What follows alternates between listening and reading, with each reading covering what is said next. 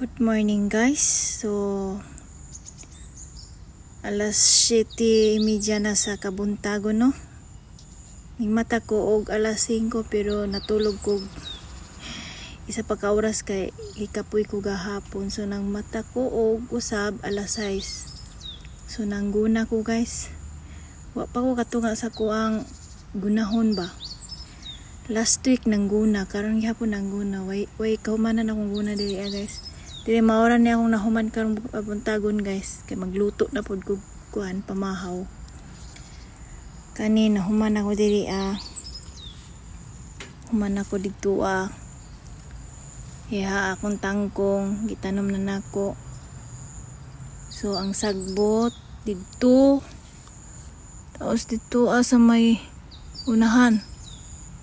Tapos dito sa may blueberry guys.